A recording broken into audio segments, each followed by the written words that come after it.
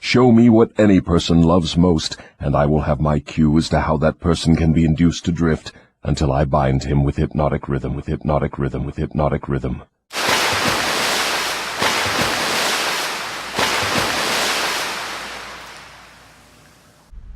Welcome back to River Queen Conjure, No Narc Network TV, and Oshun Ajay exclusive. I am the Oracle, Oshun Ajay. This is lesson 17 of Dissecting the Devil. For those of you who would like to join the private No Narc Network, the link to Oshun Ajay exclusive is in the description box. If you would like to support the channel, my Cash App and PayPal links are also in the description. I've had 2 laptops crash on me in the past 10 days. So, you know, your donations at this time would be greatly appreciated going towards a new laptop, you guys. Of course, the devil is trying to prevent this information from getting out. I am, however, continuing to work on my phone. Okay? Many returning blessings to those who have already donated. And we are again on lesson 17, y'all. Let's get it. This is your last chance. After this, there is no turning back. You take the blue pill, the story ends. You wake up in your bed and believe whatever you want to believe. You take the red pill, and I show you how deep the rabbit hole goes. Love and fear combined. Love and fear combined. Love and fear combined to give me the most effective weapons with which I induce people to drift. One is as helpful to me as the other. Both have the effect of causing people to neglect to develop definiteness in the use of their own minds. Give me control over a person's fears and tell me what he loves most, and you may as well mark that person down as my slave. Both love and fear. So love and fear combined creates the most effective weapon with which the devil uses to induce people to drift. Now, I want y'all to apply this to the narcissist's behavior, and most specifically to one of the behaviors that they're all infamous for doing in a relationship, which is coming up missing, or quote unquote ghosting. It has been my observation that the narcissists, when they begin to feel the emotion of love begin to grow, be planted or cultivated within them for another person, is such a foreign experience to them that they go into fight or flight mode, okay? And lacking the emotional maturity to be able to process this very powerful emotion, they are either going to fight you, okay, resulting in narcissistic or domestic abuse, or they are going to run from you, resulting in them coming up missing, or what we call quote unquote ghosting. The early days with a narcissist can seem like the most exhilarating time of one's life, as narcissists can be very charming, flattering, presenting themselves as soulmate material. They become whatever they hear you describe as your dream lover. And then as you begin to fall in love with this false image, they know that they cannot uphold this image. And so they either begin to become physically, emotionally, or psychologically abusive, and or they simply tuck their tails and run away. Love letters, poems, candlelit dinners, dreamy getaways, and insane chemistry can leave even the most composed person weak in the knees and dreaming of a fantastical future.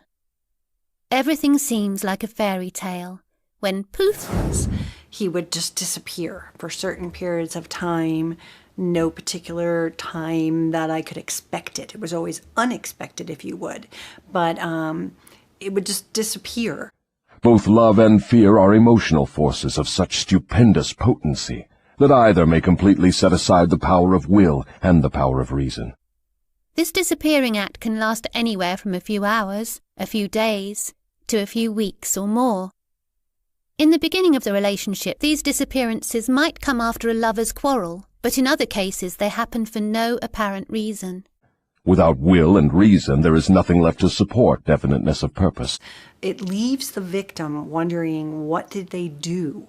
We don't take it on that they're doing this as a manipulation. We don't take it on that they are doing this to trick us or to kind of mess with us, or in my case, to have an affair with someone else while they were ghosting you. When questioned, a narcissist may chalk it up to their phone being out of service or an emergency that had to be tended to. Over time, the narcissist disappears more and more, blaming you and your intolerable insecurities, dreadful attitude, and lack of appreciation for them and the relationship. We take it upon ourselves that we've done something wrong. We turn this negative into our own hearts, that something we did must have upset them, and we ride that wave of shame, if you would. It becomes increasingly clear that the disappearing acts, also known as silent treatments, are designed to punish you. That you don't even know what they've done. Where did they go? It could be after something really big happened, and then they just go away. So you might have had a really great weekend away, and then they just don't call. That's ghosting. When you mention your desire that the two of you solve your problems in a more civilized manner, you're pulled into unending circular conversations in which the narcissist plays the victim and has you apologizing even when you've done no wrong. But if your pattern is that you talk to them every single day, and then without any explanation, they just disappear off the radar, that's ghosting. Unbeknownst to you, these fights are often fabricated so the narcissist can subsequently implement the silent treatment. That means that they are trying to hide things from you and keep you at bay, test you too. They're testing you to see how would you react with this. Because, if you don't get upset with them, guess what? You have just educated them on what you will take and what you won't take. And when a narcissist tests you, it's setting a boundary and it's defining that this was okay with you if you would. You come to accept these frequent silences as a normal part of the relationship, though they set you into panic mode whenever they occur. They disappeared for 5 days and you took them back. Sometimes you resolve to give the narcissist a taste of their own medicine, ignoring their texts and email tsunamis when they try to come back around. While other times you feel you might die if you don't hear from them. They disappeared for a week or a month, and they finally called, and you said, sure, come on over, let's have sex. While all this chaos is happening, you are so busy wondering why the narcissist is always unhappy that you may be missing a very important part of the big picture. If you're doing that, you're being used. A picture that includes a lot more than your crazy relationship dynamics. They are using you and they're testing it. They're pushing that mark farther and farther along.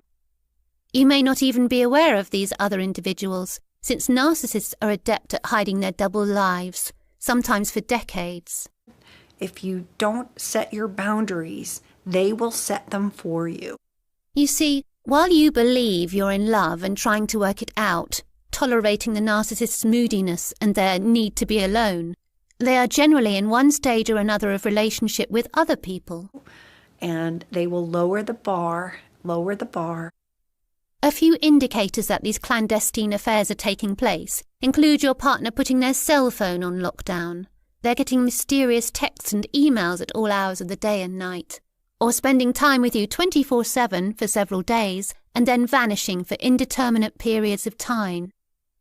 Until you've got no control whatsoever.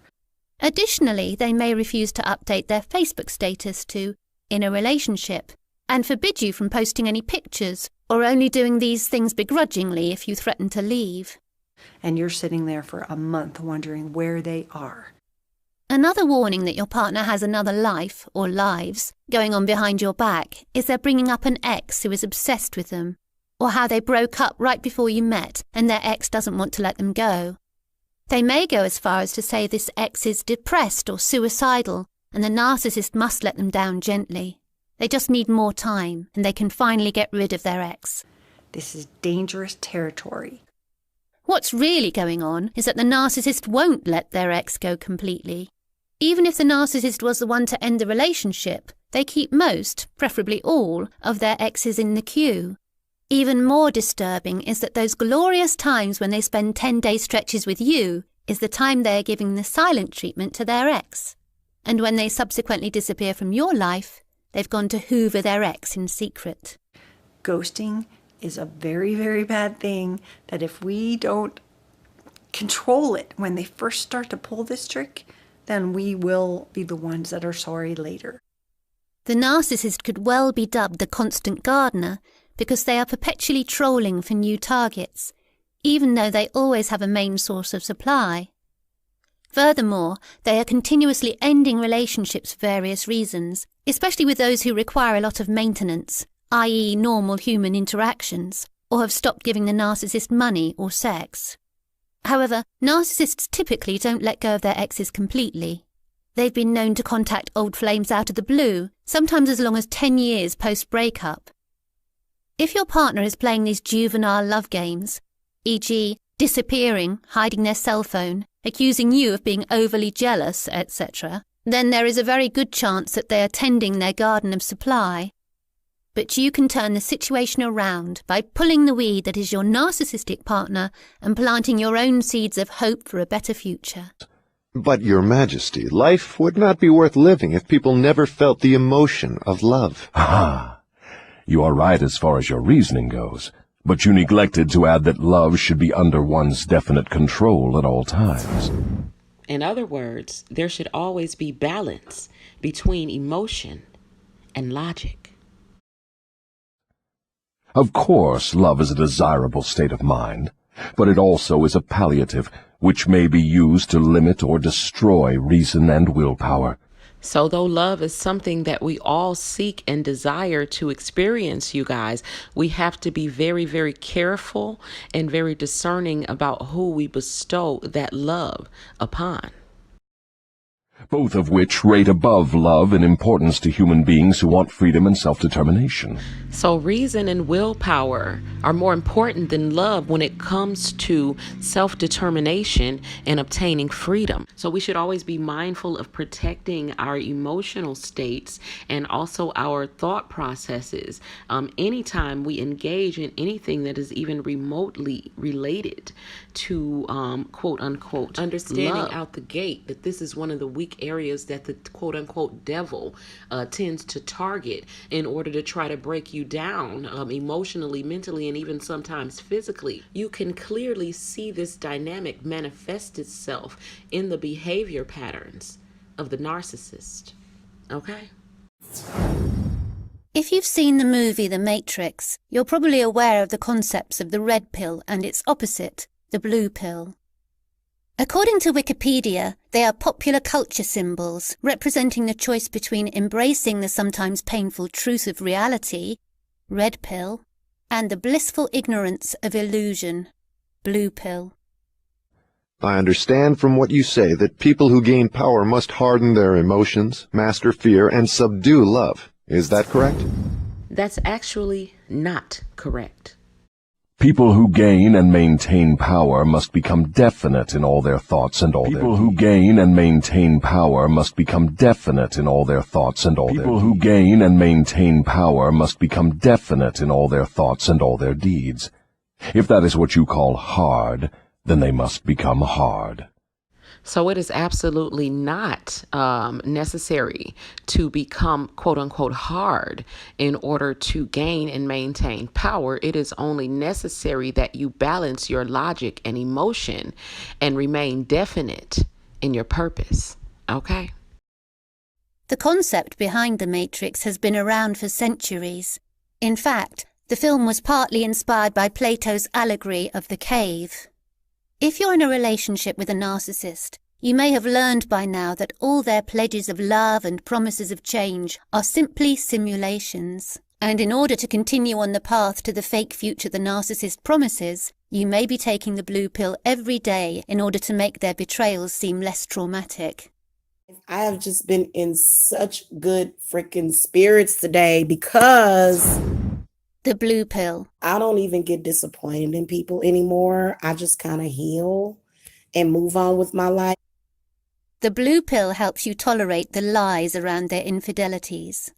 The blue pill aids in rationalizing in your favor the many clues that they aren't devoted to you or the relationship. And I understand that he's just upset. The Matrix is the world that has been pulled over your eyes to blind you from the truth. I don't even really feel that he's toxic. The emotional pain that ensues from narcissistic abuse is all-consuming. Somebody that was dealing with the loss of their freaking baby, and you would do that to them, you know what? Jesus wept. You know that? He wept.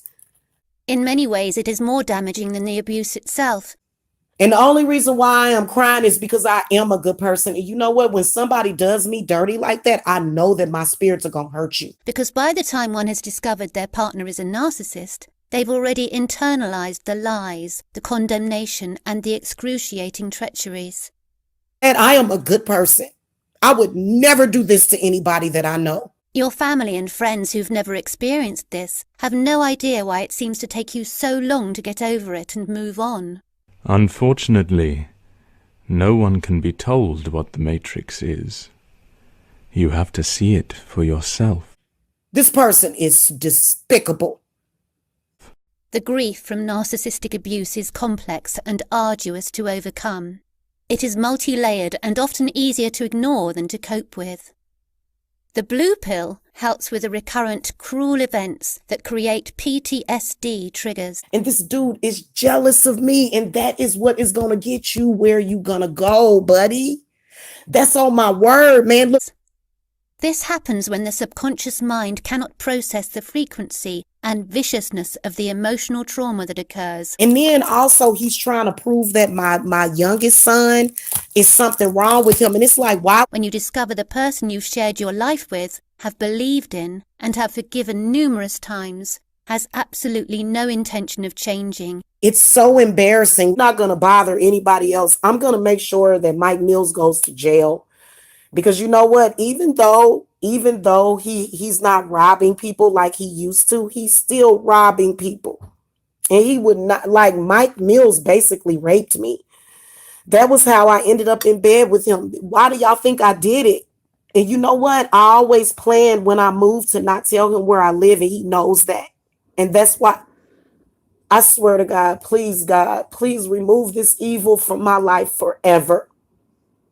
And, in fact, has been taking you for a fool. Taking the blue pill means less pain. However, you know something is wrong, dreadfully wrong. He had mentioned this to me the last time I spoke with him. He actually called another YouTuber and asked her to defecate in his mouth.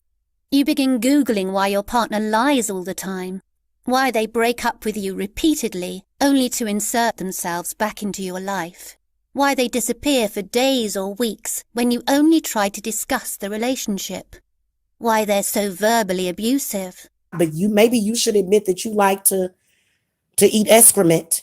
What you know you can't explain, but you feel it. You've felt it your entire life.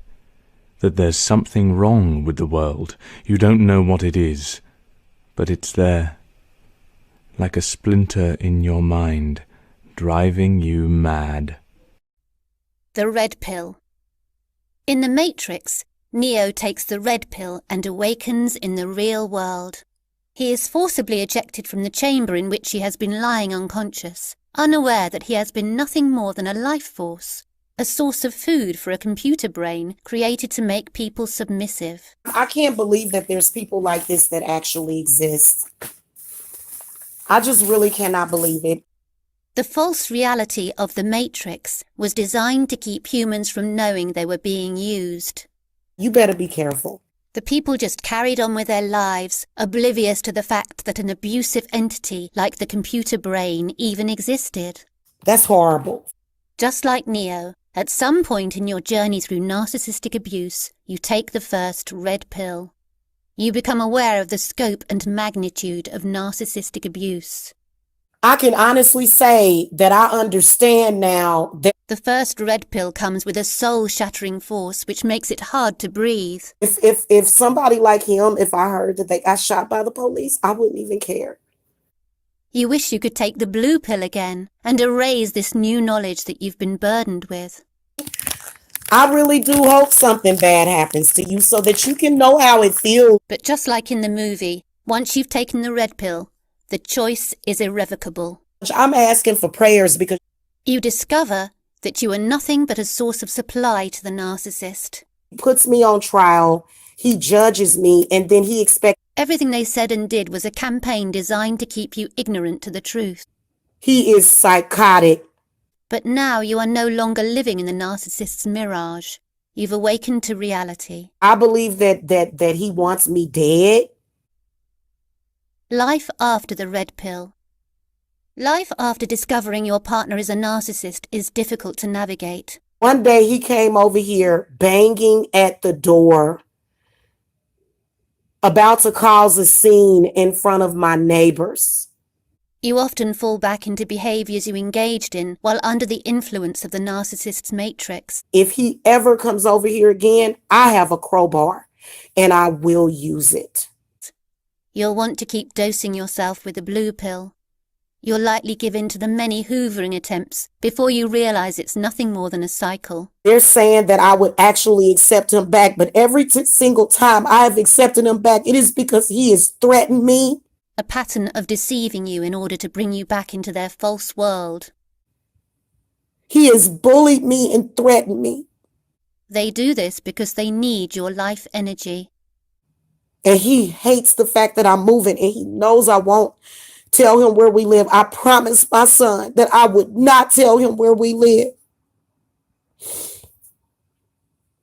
You may ignore the organic transition from having been their main source of supply to becoming their fallback. You'll go from being their partner, fiancé or spouse, to being someone they sleep with while asking you to keep it hidden from their new partner. I'm going to expose it. They'll make it seem normal, as if they are only trying to let their new partner down easily because they've fallen so deeply in love with the narcissist that to break it off abruptly would put their new target in the loony bin. This is so they can keep both of you in the matrix and set you up for triangulation. Knowing about the narcissist's matrix means you now must live the truth of narcissism. It means that you are aware they exist and not just a foreign personality you read about. This is horrible. You'll read reams of articles on narcissism and watch hours of video looking for a loophole that indicates your partner might be different, that somehow your relationship is unique and there's a chance for salvation yet. That in spite of your partner meeting all the criteria of being a narcissist, maybe they're just a wounded soul who needs your undying love. This is what we all think. What I did, I forgave him. When you finally leave, you'll miss the matrix. You'll try everything in your power to go back to it. For saying horrible things about my children, I forgave him. But it can't be undone. Well, you know what? This time, I would put that crowbar to work on him because now he's a demon. You'll toggle between the brainwashing you experienced in the narcissist's matrix and new empowering elements of living life in your awakened state. I'm going to send it to the police and I will get a restraining order against him. At some point, however, you'll realize the necessity of staying in your new reality. I've already been through enough in my life and I would never treat somebody like this. You'll begin to comprehend that exiting the narcissist's matrix is a matter of survival, and only through living in reality will you come to discover that you do have power over your life after all. And I have feelings. I would never treat another human being this way, ever. Ever. So he's dead to me. I'm trying to free your mind, Neo. But I can only show you the door. You're the one who has to walk through it. It was just like, this is so wrong. Like, how could you do this to me? And you know what? I'm going to tell y'all something. The next time he comes back begging and begging for my apology, I know now that he's full of it. Let us look into the sources of advantage of definiteness in the everyday affairs of life. Which is more apt to succeed, a weak plan applied with definiteness, or a sound, strong plan indefinitely applied? Weak plans have a way of becoming strong if definitely applied. You mean that any plan definitely put into continuous action in pursuit of a definite purpose may be successful, even if it is not the best plan? Yes, I mean just that. Just that. Just that. And we're going to end lesson 17 right here, you guys. For the private No Narc network, I know I owe you guys a couple of meditations.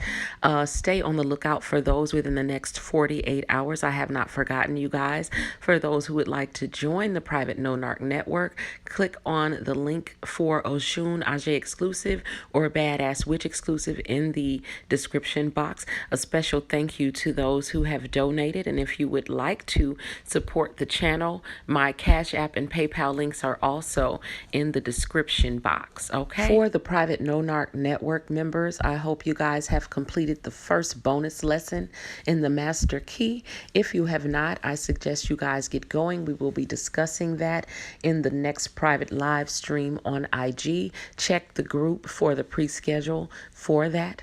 Again, thank you all for sharing this time and space with me. And until we meet again, my people, keep it classy, keep it clean, and do what you got to do to make shit happen. Peace. Another very special thank you goes out to Miss Kim Saeed for the very important work that you do regarding narcissism and narcissistic abuse. Thank you.